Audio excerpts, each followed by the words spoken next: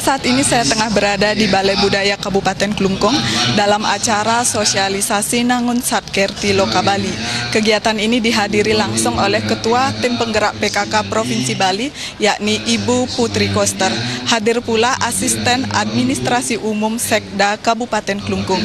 Nah, pemirsa, dalam kegiatan ini hadir pula pimpinan Yayasan Dharma Narada. Nah, pemirsa, selain undangan tadi, kegiatan ini melibatkan 10 desa adat, diantaranya Desa Adat Manduang, Desa Adat Semarapura, Desa Adat Akah, Gel-Gel, Selisihan, kemudian Desa Adat Cucukan, Desa Adat Budage, Desa Adat Tegak, dan Desa Adat Tangkas, serta Desa Adat Kemuning.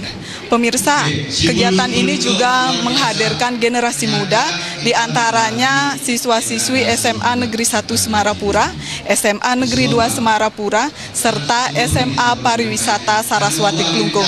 Nah, pemirsa, dapat kami informasikan rangkaian acara sosialisasi Nangun Satkerti Loka Bali ini, diantaranya pertama yakni sambutan pimpinan Yayasan Dharma Narada, kemudian sambutan Asisten Administrasi Umum Sekda Kabupaten Klungkung yang dalam hal ini mewakili pemerintah Kabupaten Klungkung.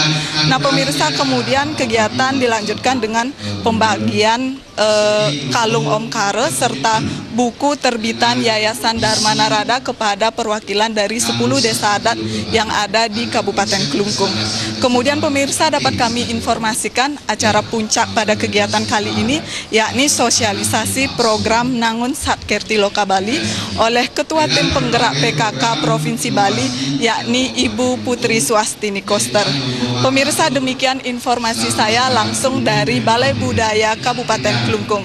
Terima kasih dan sampai jumpa.